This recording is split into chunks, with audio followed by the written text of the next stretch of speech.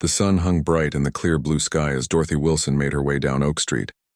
At 78 years old, she still insisted on doing her own grocery shopping every Tuesday morning. It gave her something to look forward to, a reason to put on her favorite blue dress, apply a touch of lipstick, and step out into the world that sometimes seemed to forget older folks like her existed. Dorothy clutched her canvas shopping bag in one hand and her wooden walking cane in the other. Inside the bag were the few items she needed for the week: some bread, eggs, a small carton of milk, and a bunch of bananas that were just starting to show tiny brown spots, exactly how she liked them. "Good morning, Mrs. Wilson," called out Mr. Parker from his hardware store as she passed by. She smiled and waved back, pleased to be recognized. These small interactions were precious to her since her husband Thomas had passed away 5 years ago. Their little house felt too big, too quiet without him. As Dorothy continued her walk home, she mentally planned the rest of her day. She would make herself a cup of tea, perhaps read a few chapters of her library book, and maybe later watch that cooking show she enjoyed. Small pleasures, but they were enough. The spring air felt particularly warm today. Dorothy paused at the corner of Maple and 4th Street to catch her breath. Lately, these walks seemed to take more out of her than they used to. Just getting older, she would tell herself, refusing to acknowledge that perhaps she should accept her daughter's offer to have groceries delivered. As she waited for the traffic light to change, Dorothy felt a strange sensation wash over her. It started as a lightheadedness, like standing up too quickly. She blinked hard, trying to clear the sudden fog from her vision. The sidewalk beneath her feet seemed to tilt and sway. "Oh my," she whispered, reaching out to steady herself against a nearby lamppost. Her fingers never found it. Dorothy's knees buckled. The canvas bag slipped from her grasp, sending her groceries tumbling across the sidewalk. An orange rolled into the street. Her cane clattered against the concrete. She was falling in what felt like slow motion, unable to catch herself. The impact with the sidewalk wasn't as hard as she feared it might be, but the shock of it sent a jolt through her entire body. Dorothy found herself lying on her side, confused and frightened. Her cheek pressed against the warm concrete. Around her, the world continued its busy Tuesday morning rhythm for a few seconds before anyone noticed. Then she heard a woman's voice. "Oh my God, that lady just collapsed." Footsteps approached, fast and then slow. Faces appeared above her, strangers looking down with concern in their eyes. "Ma'am, can you hear me?" a deep voice asked. Dorothy tried to respond, but her words came out slurred and unclear. A sharp pain radiated through her left side and her right arm felt oddly numb. Something was very wrong. A young woman knelt beside her. "Don't try to move," she said gently. "We've called for help." Through her blurred vision, Dorothy could make out the concerned face of a black woman, maybe in her 30s, with kind eyes and small gold earrings that caught the sunlight. "My groceries," Dorothy managed to whisper, her mind oddly fixated on the scattered items. "Don't worry about those," the woman assured her. "My husband is picking them up." Indeed, a tall man was gathering the fallen items, placing them carefully back in the canvas bag. A teenage boy stood nearby, his phone to his ear, apparently talking to emergency services. A girl who looked to be about 15 was keeping curious onlookers at a respectful distance. Dorothy tried to push herself up, but her arm wouldn't cooperate. The numbness was frightening. "Please stay still," the woman said, placing a gentle hand on Dorothy's shoulder. "My name's Tanya. My husband Robert is right there, and our kids Anthony and Lily are helping too. We're going to stay with you until the ambulance comes." Dorothy felt tears welling in her eyes, not from pain, but from the sudden kindness of these strangers who had stopped their day to help an old woman they didn't know. Robert came over and placed his jacket under Dorothy's head as a makeshift pillow. "The ambulance is on its way," he said in a reassuring voice. "My son says about 5 minutes. I'm a volunteer firefighter, so I know a little first aid." "Can you tell me your name?" "Dorothy," she managed to say, though her mouth felt strange as if the right side wasn't working properly. "Dorothy Wilson." "Good to meet you, Dorothy," Robert said with a warm smile that eased some of her fear. "Can you tell me if you're feeling any pain?" Dorothy tried to nod. "My head dizzy?" Robert exchanged a glance with his wife. Something in that look told Dorothy they suspected this wasn't just a simple fall. "Do you have family we can call?" Tanya asked, holding Dorothy's hand. Her palm was warm and soft against Dorothy's papery skin. Dorothy thought of her daughter Beth, who lived 2 hours away in the next state. "My purse," she whispered. Phone numbers. Lily, the teenage girl, had found Dorothy's small purse that had fallen nearby. "I have it right here," she said, kneeling down. Her young face was full of concern, none of the impatience Dorothy often saw in teenagers when they had to interact with the elderly. In the distance, sirens wailed, growing louder. Anthony, the teenage boy, jogged to the corner to flag down the approaching ambulance. Dorothy watched him go, a tall, lanky figure with his hand raised, directing the emergency vehicle to where she lay. "Help is almost here," Tanya assured her, still holding her hand. "You're going to be okay." Dorothy wasn't so sure. The numbness had spread, and forming words was becoming more difficult. A crushing fear gripped her heart. Was this how it ended? On a sidewalk surrounded by strangers, her groceries scattered about? The ambulance pulled up, its lights flashing against the storefronts. 2 paramedics jumped out, equipment in hand, and rushed toward her. Robert stood and briefly spoke with them, gesturing toward Dorothy and making a motion near his face that she didn't understand. As the paramedics began to assess her, Dorothy felt a surge of gratitude toward the family that had stopped to help her. They could have walked past, could have assumed someone else would handle the situation. Instead, they had given her the precious gift of not being alone in this frightening moment. "Stroke symptoms," one paramedic said to the other. "Let's get her in." Dorothy felt herself being lifted onto a stretcher, the movement causing the world to spin around her. As they prepared to load her into the ambulance, she caught sight of Tanya's family standing nearby, their faces etched with concern. "Thank you," she tried to say. Though she wasn't sure if the words came out right, Tanya stepped forward. "Wait," she said to the paramedics. "Does she have someone to call, family?" One paramedic looked through Dorothy's purse. "We'll contact her emergency numbers." "We'd like to know which hospital you're taking her to," Robert said. "We'd like to check on her later, make sure she's okay." The paramedic nodded. "County General." As they lifted Dorothy into the ambulance, she heard Tanya say, "We'll bring your groceries to the hospital." "Mrs. Wilson, don't you worry about a thing." The ambulance doors closed, and Dorothy felt the vehicle begin to move. Through the small window, she caught a last glimpse of the family. Robert with his arm around Tanya's shoulders, Anthony holding the canvas grocery bag, and Lily waving gently. Strangers who had become something more in the space of a few frightening minutes. As the medication the paramedics administered began to take effect, Dorothy's last coherent thought was a question. Would she ever see them again to properly thank them? She hoped so. She truly hoped so. The ambulance sirens faded into the distance as Tanya stood on the sidewalk, Dorothy's canvas grocery bag clutched in her hands. Her husband Robert placed his arm around her shoulders, giving her a gentle squeeze. "Do you think she'll be okay?" Lily asked, her young face creased with worry. At 15, she had never seen someone collapse like that before. "I hope so, sweetheart," Tanya replied. The paramedics got to her quickly, and that's important with stroke symptoms. Anthony, 17 and usually trying to appear cool and unbothered by the world, looked genuinely concerned. Her face was drooping on one side. "I remember seeing that in health class. It's a sign of stroke." Robert nodded, pride flashing across his face at his son's observation. "That's right. And we did the right thing by calling 911 immediately." The family stood in silence for a moment, the weight of what they'd just witnessed settling over them. What had started as a normal Tuesday, Robert had taken the day off to drive Anthony to his basketball tournament, with Tanya and Lily tagging along for support, had suddenly shifted into something else entirely. "We should get going if we're going to make it to the tournament on time," Robert finally said. Checking his watch, Anthony shifted uncomfortably, looking at the grocery bag his mother was still holding. "Actually, Dad, do you think we could maybe stop by the hospital later, just to make sure she's okay?" Tanya and Robert exchanged surprised glances. Anthony was usually focused solely on basketball, especially with college scouts expected at today's tournament. "What about your game?" Robert asked. "This is a big opportunity."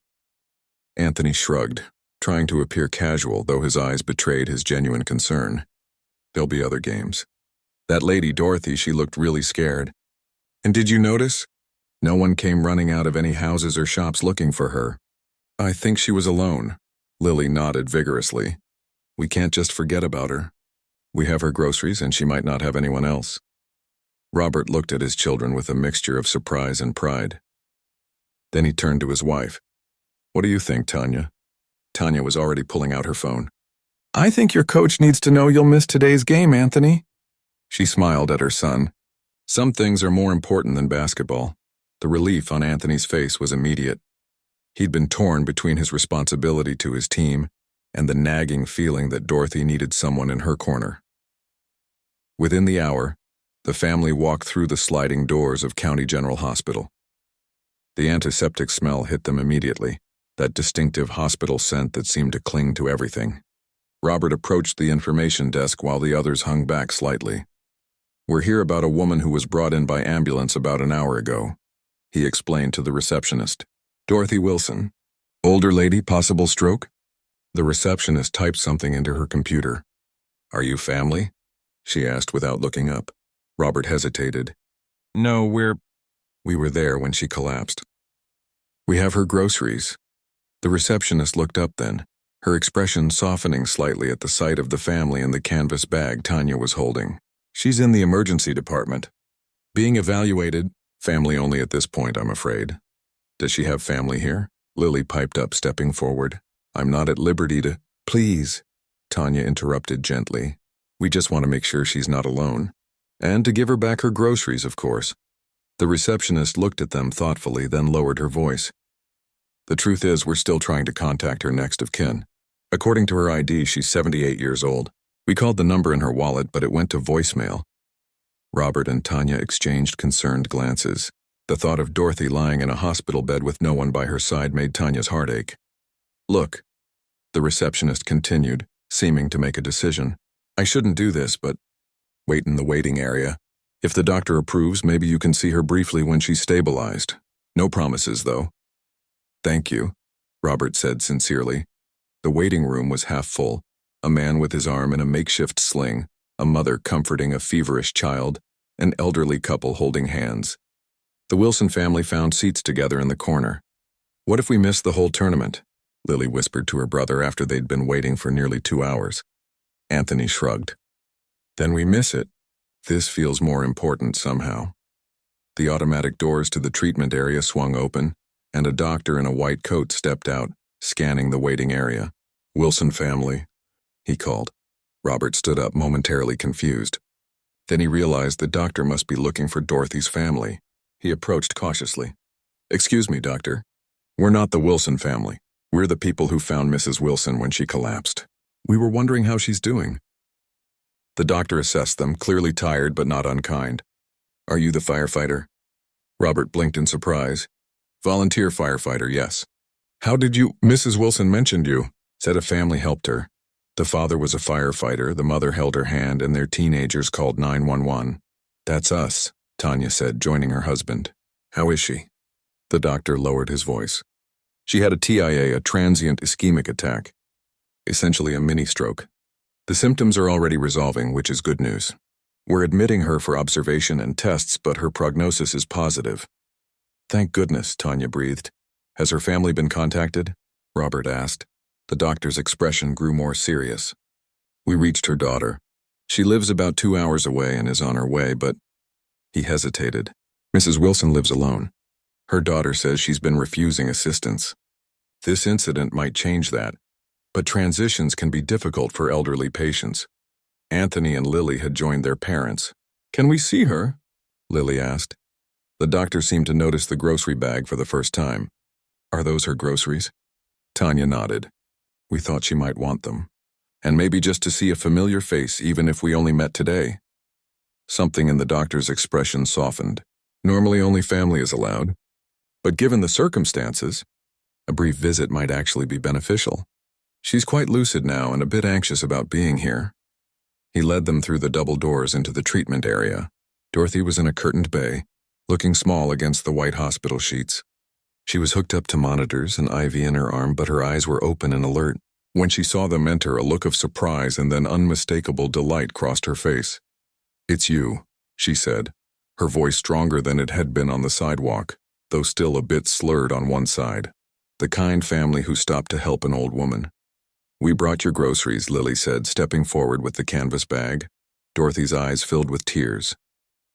"You came all this way for my little bag of groceries?" We came to make sure you were okay, Robert corrected gently. Dorothy looked at each of them, her gaze lingering on Anthony. You're supposed to be somewhere else, aren't you, young man? I remember you were dressed for something important. Anthony shifted his weight, embarrassed to be the center of attention. It was just a basketball tournament. Nothing major. Nothing major, Dorothy repeated softly, shaking her head in wonder. You missed your game for me. We wanted to make sure you were all right, Tanya said, moving closer to the bed. The doctor says you're doing better? Dorothy nodded. The feeling is coming back to my right side. They say I had a mini stroke, but I was lucky. If I had been alone when it happened. She didn't finish the thought. She didn't need to. Is there anything you need? Robert asked. Anyone we can call for you? My daughter Beth is on her way, Dorothy said. But there's something you could do if you don't mind. She hesitated, suddenly seeming shy. Could you stay just until she arrives? Hospitals make me nervous, and it's so kind of you to visit a stranger. The family exchanged glances, a silent conversation passing between them. Then Tanya smiled warmly, pulling up a chair beside the bed. We'd be happy to stay, Dorothy, and you're not a stranger anymore. As Anthony and Lily arranged themselves on the other visitor chairs and Robert leaned against the wall, Dorothy looked at them with an expression of wonder. I don't even know your names, she realized aloud. I'm Tanya, Tanya said, and this is my husband Robert, our son Anthony and daughter Lily. Dorothy's eyes crinkled at the corners, a smile spreading across her face despite the circumstances. Well, Tanya, Robert, Anthony, and Lily, I think perhaps everything happens for a reason, even falling down on sidewalks. The hospital room grew comfortable with conversation as the afternoon stretched on. Dorothy told stories about her late husband Thomas, their 52 years of marriage, and the small house on Elm Street where she'd lived for the past 30 years. Tanya held her hand while Lily asked questions about what life was like back then. Even Anthony, usually glued to his phone, seemed genuinely interested in Dorothy's tales about teaching piano to neighborhood children for nearly 4 decades. Do you still play? Lily asked, her eyes bright with interest. The piano, I mean. Dorothy's smile faltered slightly. Not as much these days. My arthritis makes it difficult. And playing alone isn't quite the same as having students or my Thomas to listen. Robert noticed a flicker of loneliness cross Dorothy's face. It was the same look he'd seen on his own mother's face in the years after his father passed away. You should come hear Lily play sometime, Robert suggested. She's been taking lessons for 6 years now. Lily nodded enthusiastically. I'm not very good, though. Not like you would be. I'm sure you're wonderful, dear, Dorothy said, patting Lily's hand. And I'd love to hear you play someday. The conversation paused as a nurse entered to check Dorothy's vitals. Everything's looking stable, the nurse announced with a smile. Your daughter called again. She's about 20 minutes away now. After the nurse left, Dorothy sighed. Beth is going to be upset. She's been trying to convince me to move closer to her for years now. After today, she'll probably insist. Do you want to move? Anthony asked directly, earning a gentle elbow from his mother for being so blunt. Dorothy didn't seem to mind the directness. Not particularly. I love my little house. All my memories are there. She paused, looking down at her wrinkled hands. But living alone at my age, well, days like today remind me it might not be the wisest choice anymore. The room fell quiet, each person lost in thought about the difficult decisions that came with aging. It was Tanya who finally broke the silence. Maybe there's a middle option, she suggested carefully. Something between moving away from your home and being completely on your own. Dorothy looked up with interest. What do you mean? Before Tanya could elaborate, the door swung open. A harried-looking woman in her 50s rushed in, her face tight with worry. Her resemblance to Dorothy was unmistakable, the same blue eyes, though lacking Dorothy's gentle crinkles at the corners. Mom, she exclaimed, hurrying to the bedside. I got here as fast as I could. Are you okay? The doctor called it a TIA. Her gaze swept over the monitors and IV, then landed on the family gathered around the bed. Who are these people? Beth, dear, Dorothy said warmly. These are the wonderful people who helped me when I fell. Tanya and Robert and their children, Anthony and Lily. Beth's expression softened slightly.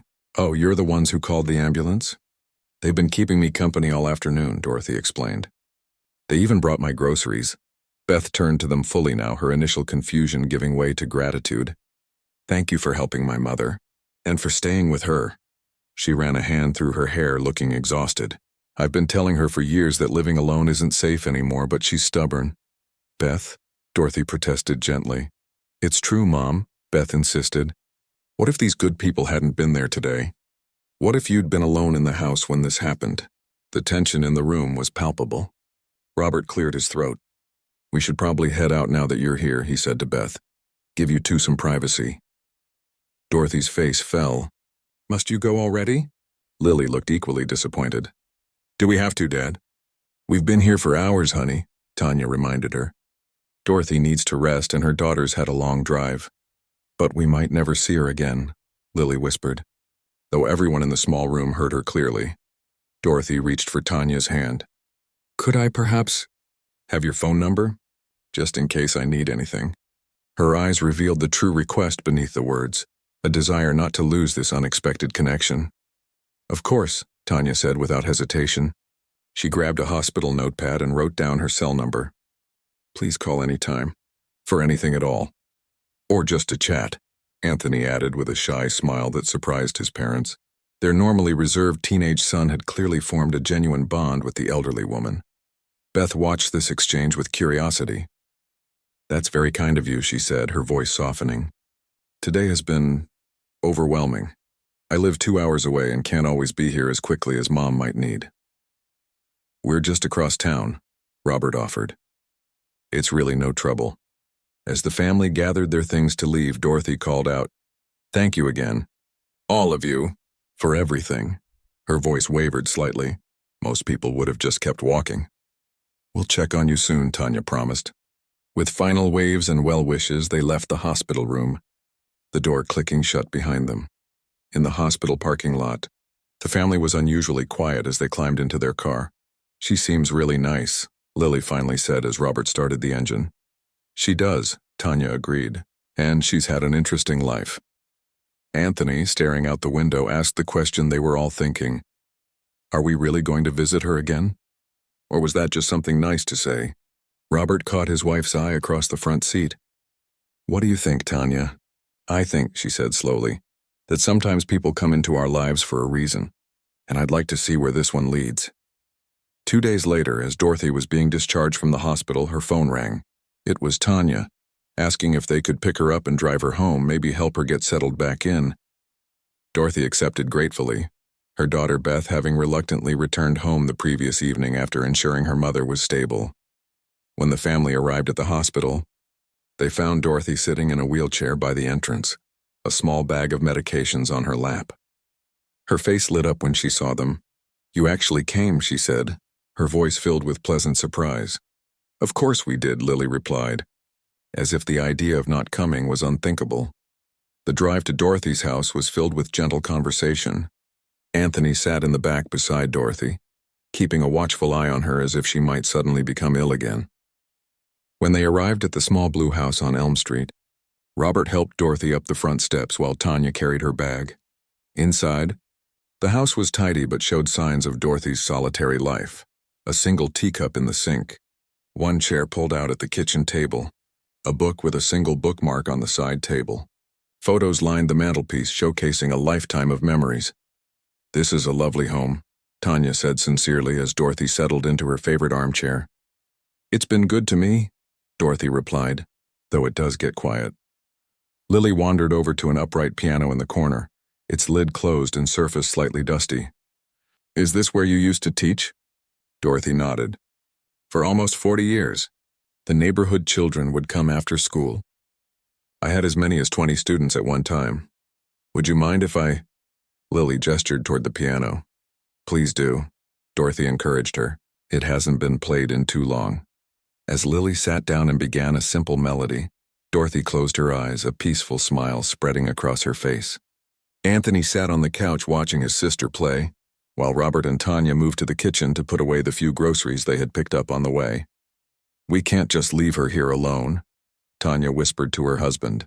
Not yet, Robert nodded in agreement. What if we stayed for dinner? I could run out and grab something. I think she'd like that, Tanya said, looking back at Dorothy in the living room. And maybe we could come back tomorrow, check on her again. And the day after that? Robert asked with a gentle smile. Tanya shrugged. Maybe, would that be so strange? No, Robert said after a moment's thought. No, I don't think it would be strange at all. When they returned to the living room, Dorothy was teaching Lily a simple duet, their hands moving together across the keys. Anthony had pulled out a photo album and was looking through it with genuine interest. Dorothy, Tanya said, we were thinking we might stay for dinner if that's all right with you. Dorothy's eyes shimmered with unshed tears. That would be more than all right, she said softly. That would be wonderful. None of them knew exactly what was happening, how a chance encounter on a sidewalk was rapidly growing into something more. But as evening fell and they gathered around Dorothy's dining table, it felt strangely, perfectly right, as if they were exactly where they were meant to be. The weeks that followed Dorothy's return home established a routine that surprised everyone involved. What had begun as occasional check-ins soon became regular visits. Tanya would stop by on her way home from work 3 times a week, often bringing a homemade casserole or fresh bread. Robert fixed the loose railing on Dorothy's front porch, then noticed the leaking kitchen faucet, then the sticking windows in the back bedroom. There always seemed to be another small repair that gave him a reason to visit, but it was the children who formed the most unexpected bonds with Dorothy. Lily started coming over twice a week for piano lessons. Despite her arthritis, Dorothy proved to be a patient and gifted teacher. Her love for music evident in the way her eyes lit up when Lily mastered a difficult passage. Your daughter has a natural talent, Dorothy told Tanya one afternoon as they shared tea in the kitchen, while Lily practiced in the living room. Not just technical skill, she feels the music. That can't be taught, Tanya smiled, watching Dorothy's weathered hands gesture expressively as she spoke. She's improved more in 3 weeks with you than in 6 months with her regular teacher. Well, Dorothy said with a modest shrug, when you've been teaching for 40 years, you learn a few tricks. She paused, listening as Lily hit a wrong note, then continued without missing a beat. Besides, it's good for these old hands to have a reason to stay limber. Anthony's connection to Dorothy was different but equally meaningful. The teenage boy who normally communicated in shrugs and one-word answers would spend hours in Dorothy's small backyard, mowing her lawn or weeding her flower beds. More surprisingly, he would sit with her on the porch afterward, listening as she told stories about growing up during a different era. Did you really not have the internet until you were an adult? He asked one evening, genuine disbelief in his voice. Dorothy laughed. We didn't even have color television until I was nearly grown. And phones? They were attached to the wall with a cord, if you can imagine such a thing. Instead of the eye-rolling such comments might normally receive from a 17-year-old, Anthony seemed fascinated. How did you find out about stuff? Like news and information? We read newspapers and books, talked to each other face to face. Dorothy's eyes twinkled. Shocking, I know. To everyone's surprise, Anthony began bringing his homework to Dorothy's house, claiming the quiet atmosphere helped him concentrate. In truth, Dorothy had a gift for explaining concepts that confused him, particularly history and literature. Her perspective made dusty old subjects suddenly relevant. Mrs. Wilson explained World War II better than Mr. Peterson ever has, Anthony told his parents over dinner one night. She remembers her uncles going off to fight. Makes it feel real, you know? Not everyone viewed these developing relationships with equal enthusiasm. Beth called Dorothy daily, her concern evident even through the phone line. Are you sure about these people, Mom? She asked during one such call. You've only known them for a month, and they're in your house all the time. They're good people, Beth, Dorothy insisted. They've been a godsend since the hospital. That's another thing, Beth continued. The doctor said you need rest and low stress. Having visitors constantly can't be good for your recovery. What Beth couldn't understand, what Dorothy couldn't quite explain, was how the family's presence had become a form of medicine itself. The house that had felt too empty for years now hummed with life. The silence that had once pressed in on her was replaced by Lily's piano practice, Anthony's teenage footsteps, Robert's tools, and Tanya's gentle laughter. One Saturday morning, about 5 weeks after Dorothy's collapse, Beth arrived for a surprise visit.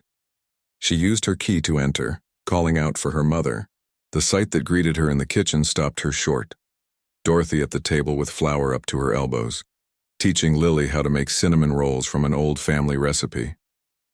Tanya stood nearby, taking photos on her phone. Through the kitchen window, Beth could see Robert and Anthony in the backyard, installing what appeared to be a handrail along the garden path. "Beth," Dorothy exclaimed when she spotted her daughter. "What a wonderful surprise." Beth managed a smile, though her eyes revealed confusion as she looked around at these people who had inserted themselves so thoroughly into her mother's life. "I thought I'd come see how you're doing," she said. "But you seem to have plenty of company." An awkward moment followed as Tanya and Lily introduced themselves properly to Beth, who responded with polite but reserved greetings. "We're making Grandma Rose's famous cinnamon rolls," Dorothy explained, either missing or choosing to ignore the tension. "Remember how you loved them as a child?" "I do," Beth said softly, caught between conflicting emotions, happiness at seeing her mother so animated and concern about her growing attachment to virtual strangers. After lunch, while Dorothy napped, a doctor-recommended daily habit since her TIA, Beth cornered Tanya in the kitchen. "Look, I appreciate what your family has done for my mother," she began, keeping her voice low. "But I'm concerned this is becoming excessive. My mother is very trusting and she's also lonely. I worry she's becoming too dependent on you all." Tanya set down the dish she was washing. "I understand your concern. I'd probably feel the same way if our situations were reversed." She hesitated, choosing her words carefully. "But I think what Dorothy gives us is just as valuable as anything we do for her. My children are learning from her wisdom and experience. Robert loves having a project to work on, and I've found a friend in your mother." Beth seemed taken aback by this perspective. "What exactly are you getting out of this relationship? You're spending an awful lot of time with an elderly woman you barely know. We're getting the chance to be part of something meaningful," Tanya replied simply. "Isn't that what everyone wants?" Before Beth could respond, the back door opened and Robert entered, wiping his hands on a rag. He sensed the tension immediately. "Everything okay in here?" "Beth is concerned about our involvement with Dorothy," Tanya explained, not unkindly. Robert nodded thoughtfully. "That makes sense. I'd be suspicious too." He pulled out a kitchen chair, gesturing for Beth to sit. "Would it help if we talked about it?" Over the next hour, as Dorothy slept peacefully in her bedroom, an unexpected conversation unfolded at her kitchen table. Beth expressed her fears about her mother's vulnerability, about the mysterious motives of this family who had appeared out of nowhere, about what might happen when they inevitably moved on from this unusual friendship. Robert and Tanya listened, acknowledging her concerns without defensiveness. They explained how Dorothy had filled a gap in their family too, how their own parents lived out of state, how their children were growing in wisdom through knowing her, how the simple act of helping someone had somehow helped them become better people. "I was skeptical at first too," Robert admitted, "when Tanya suggested we keep checking on Dorothy after she came home from the hospital. I thought it would be a brief good deed. I didn't expect—" He gestured vaguely around the kitchen, where signs of their presence were evident. A child's backpack, a tool belt hung on a hook, a casserole dish cooling on the counter. "None of us expected this," Tanya said softly. "But sometimes the best things in life are unexpected." When Dorothy awoke and shuffled into the kitchen, she found them still talking, the initial tension replaced by something more like cautious understanding. She looked from her daughter to her new friends, a slow smile spreading across her face. "Well," she said, "it looks like my favorite people have finally met properly." Beth rose to help her mother into a chair. "We've been having a good talk, Mom, getting to know each other a bit." Dorothy patted her daughter's hand. "Good, very good." She looked around the table, her eyes bright with emotion. "You know, when I fell on that sidewalk, I thought it was the worst day of my recent life. Turns out it might have been one of the best." 6 months had passed since that fateful day when Dorothy collapsed on the sidewalk. Autumn had given way to winter, winter to spring, and now the first warm days of summer were upon them. The initial awkwardness between Beth and the family had gradually transformed into mutual respect, then genuine friendship. Beth still called her mother daily, but her worried tone had been replaced by comfortable conversation, often including questions about how the kids are doing or what project Robert has tackled this week. Dorothy's health had stabilized. Her doctor was pleased with her recovery, though he emphasized the importance of regular checkups and medication. The TIA had served as a warning, but with proper care and reduced stress, Dorothy was doing remarkably well. Her doctors noted something they couldn't quantify in medical charts: a vitality that seemed to grow stronger with each passing month. On a particularly beautiful Saturday morning in June, Dorothy sat on her front porch swing, watching as Anthony mowed her lawn. At 17, he had grown an inch taller since she'd first met him, his shoulders a bit broader now. He'd been accepted to State University for the fall, planning to study education, a decision influenced, his parents believed, by his time with Dorothy. Lily emerged from the house carrying 2 glasses of lemonade. At 15, she carried herself with a quiet confidence that had blossomed under Dorothy's piano tutelage. Just last month, she had performed at her school's spring recital, playing a piece Dorothy had taught her. "Here you go," Lily said, handing Dorothy a glass. "Mom says lunch will be ready in about 20 minutes. "Thank you, dear," Dorothy replied, patting the space beside her on the swing. "Sit with me a moment?" Lily settled beside her, the swing creaking gently as it moved back and forth. They sat in comfortable silence, watching Anthony work and sipping their lemonade. "You know," Dorothy said finally, "I've been thinking about something." "What's that?" Lily asked, turning toward her. Dorothy hesitated, suddenly seeming nervous. "Your family has become very important to me," Lily smiled. "You're important to us too. I've been talking with Beth about the future," Dorothy continued carefully, "about what happens as I get older. The truth is, I don't want to leave my home, but living alone at my age isn't always practical." "You're doing fine," Lily protested, "especially now that Dad fixed everything in the house." Dorothy smiled at the girl's simple faith in her father's ability to solve all problems with a toolbox. "Even so, there are decisions that need to be made. Legal matters, health directives, that sort of thing." Inside the house, Tanya was putting the finishing touches on lunch while Robert set the table, a routine they'd fallen into over months of Saturday meals at Dorothy's. Through the window, they could see Dorothy and Lily deep in conversation on the porch swing. "She seems nervous today," Tanya observed, glancing out at Dorothy. Robert nodded. "She asked me to invite Beth to lunch too. Said she had something important to discuss with all of us." "Do you think everything's okay? Health-wise?" "I think so," Robert said, though a flicker of concern crossed his face. "Her last checkup was good, but she's been meeting with her lawyer recently." Before Tanya could respond, the doorbell rang. Robert went to answer it, returning moments later with Beth. "Perfect timing," Tanya greeted her with a hug. "Lunch is just about ready." "Something smells amazing," Beth said, setting down her purse. She seemed different today, too, a quiet anticipation in her manner.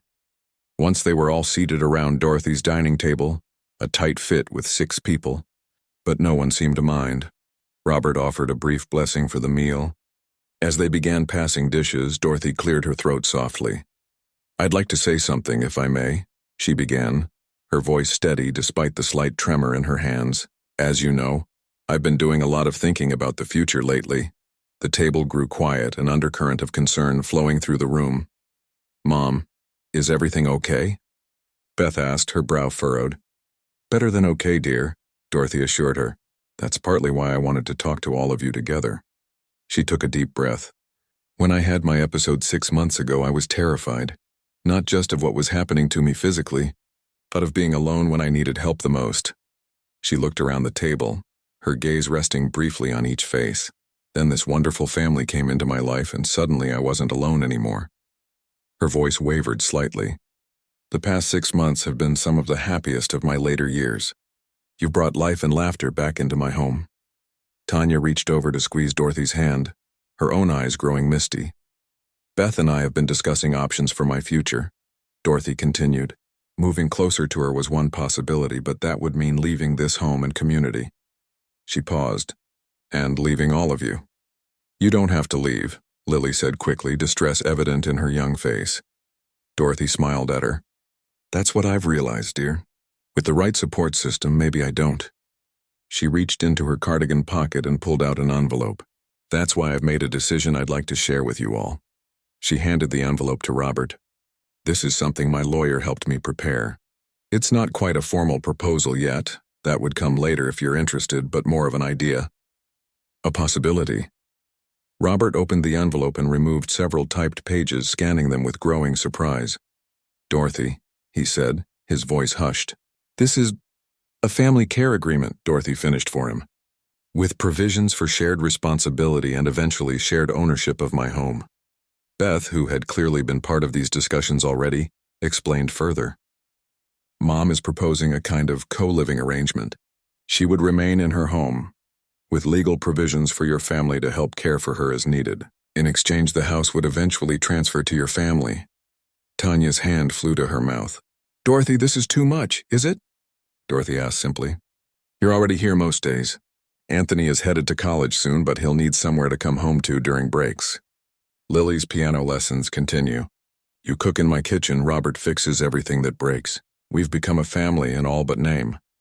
The table fell silent as the magnitude of what Dorothy was proposing sank in. There would be legal protections for everyone, Beth added. Mom would have guaranteed care and companionship in her home. Your family would have the security of eventual home ownership, plus a monthly stipend from Mom's savings to cover additional expenses. We don't need payment, Robert said quickly. That's never been why we— I know, Dorothy interrupted gently. That's precisely why I trust you with this. Because you've given freely without expecting anything in return. Anthony, who had been uncharacteristically quiet, spoke up. So, we'd be like your family? Officially? Dorothy's eyes crinkled with emotion. You already are, dear boy. This would just put it on paper. Lily was more direct. Does this mean we could come live here? All of us? Beth laughed softly at the girl's enthusiasm. Eventually, yes. The agreement includes provisions for converting the garage into an in-law suite for Mom when the time comes that she needs more direct care. The main house would become your family's home. Tanya and Robert exchanged a long look, years of unspoken communication passing between them. This is overwhelming, Tanya finally said. In the most beautiful way possible. You don't have to decide right now, Dorothy assured them. Take the papers home. Discuss it. Consult with your own lawyer if you wish. Robert shook his head, a smile spreading across his face.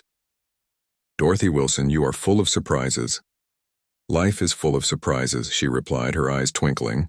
Sometimes you're walking down a street with your groceries, and the next thing you know, you're building a new family at 78 years old. As lunch continued and conversation gradually returned to lighter topics, Dorothy sat back in her chair watching the people around her table, Beth discussing college options with Anthony, Lily explaining her latest piano piece to Tanya, Robert refilling water glasses with the ease of someone completely at home. 6 months ago, lying on that sidewalk with her groceries scattered around her, Dorothy had thought perhaps her independent life was ending. Instead, it had transformed into something she'd never expected but now couldn't imagine living without. A life rich with connection, purpose, and the beautiful chaos of family. When the meal ended and they moved to the living room for coffee and the pie Tanya had brought, Dorothy paused in the doorway, taking in the scene. Whatever happened next, whether they accepted her proposal or found another solution, she knew with absolute certainty that she was exactly where she was meant to be, surrounded by the family she'd found when she least expected it but needed it most.